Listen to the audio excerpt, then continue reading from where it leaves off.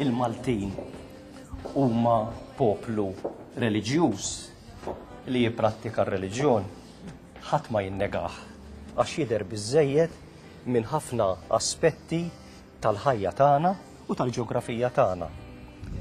Id-domanda hi dina ir-reliġjożità hija riżultat tal-fidi tal-poplu tagħna jew sempliċiment hija tradizzjoni. Trabbejna nipprattikaw ir-reliġjon u bqajna nagħmlu hekk mingħajr ma nafu għaliex. U għalhekk stidint ir-Rebekka illi taħdem fiċ-ċentru tar-riċerka tal-Knisja Maltija għaliex għamlu studju fuq hekk u nixtieq li inti twieġeb għal din id-domanda tiegħi. Father Charles, kif tajjeb inti d-discern għamel u bħalissa jinsab fil-proċess li qed jikkonkludi studju propju dwar il-fidi reliġjuża f'Malta, naħseb huwa studju oriġinali fin-natura tiegħu.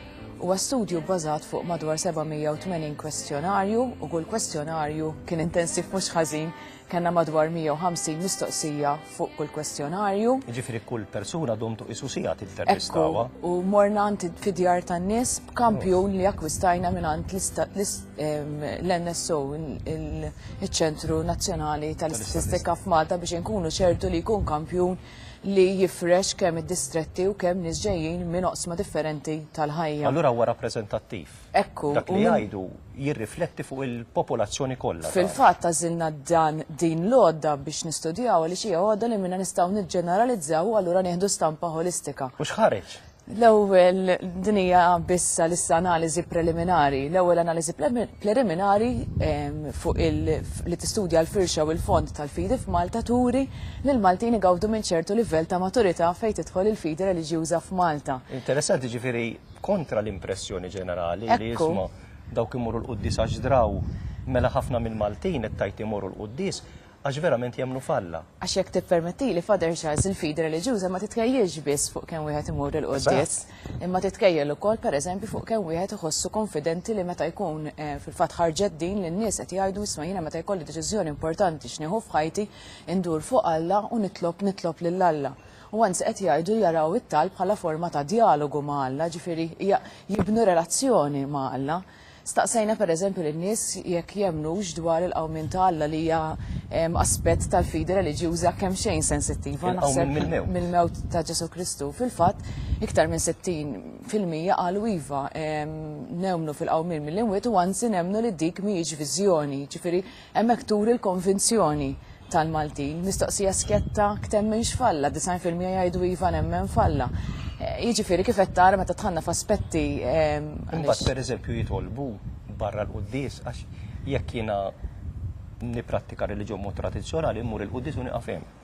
Fil-fatt nies qalu li jitolbu kif għadd u jitolbu fil-forma ta' l-iktar ħossuhom komdi jitolbu fil-forma ta' dialogu u aktar minn hekk numru sostanzjali, maġġoranza assoluta qalu li jużaw il-Bibja li jemmnu li l-Bibja hija il-kelma tal-Alla miktuba, però konvinti li ma tixtieq tieħed b'kelma b'kelma u hemmhekk ukoll turi ċerta maturità fil-kuntest reliġjuż. Mistoqsija forsi waħda mill-mistoqsijiet prinċipali għaliex jekk tistaqsini ngħidlek li kollha kellhom skop għalfejn kienu inklużi f'dan l-istudju, però waħda mill-mistoqsijiet prinċipali li qed tidher fil-grafika bħalissa kienet propju x'tifhem meta ngħidu fidi reliġjuża.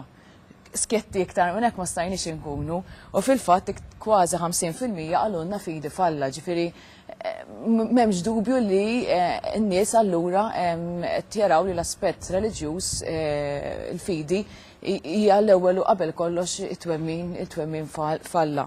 Staqsejna wkoll fuq is-sagramenti Father Charles għaliex huwa mod kif tipprattika l-fidi tiegħek għalkemm nixtieq ngħid li meta staqsejna n-nies kif jesprimu l-fidi tagħhom qalu li hija xi ħaġa li jħossu li jaħsbu fuqha ma li tant hija komplessa li biex tispjega mhux xi ħaġa faċli.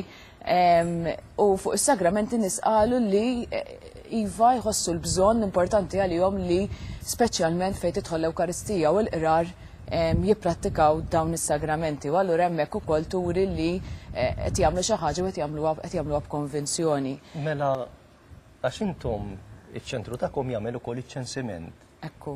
Ta' min ikun il-Knisja f'ċertu ħadd partikolari. U jidher illi n-nies li jmorru l-Knisja qed jonqsu anke minn ċensiment għal ieħor.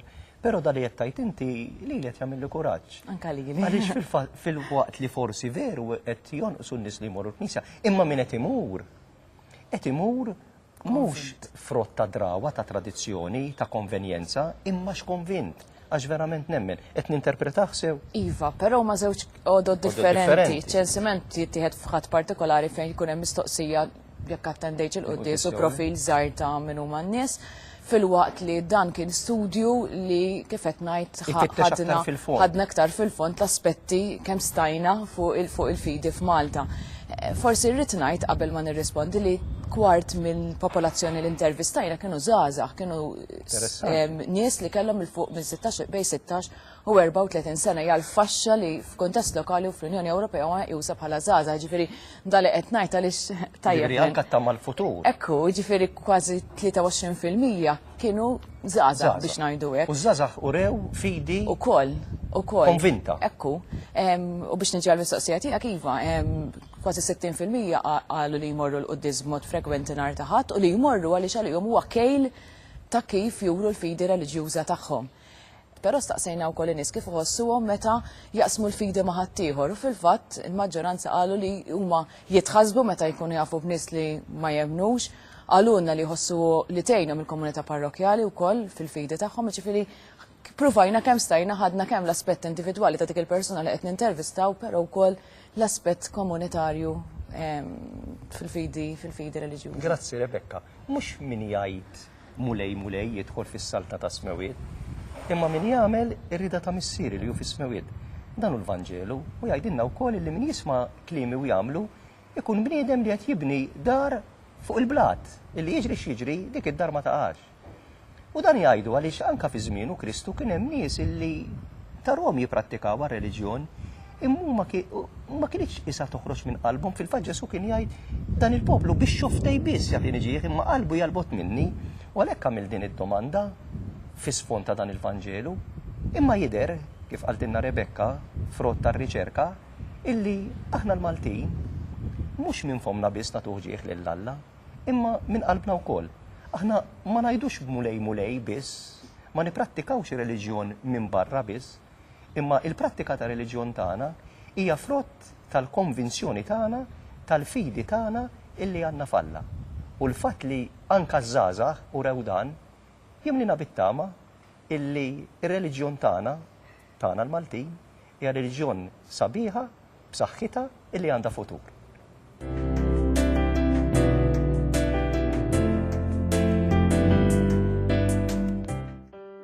Mill-Evanġelu skont San Mattew. F'dak iż-żmien Ġesu qal lid-dixxipli tiegħu: Mhux kull min jgħid li mulej jidħol fis-saltina ta' smawiet, iżda min jagħmel ir-rieda ta' missieri li hu fis-smawiet. F'dak il-jum ikun hemm ħafna li jgħiduli: Mulej, mhux fismek ħabbarna aħna u mhux fismek keċċejna xjaten u fismek għamilna ħafna mirakli. Imbagħad jien ngħidilhom: Lilkom qatt ma kont nafkom, warbu minn qudiemi intom li tagħmlu l-ħażen. Għalhekk kull min jisma' dan kliemi u jagħmel li qiegħed ngħid jien isir jixbaħ lil bniedem għaqli li bena daru fuq il-blat.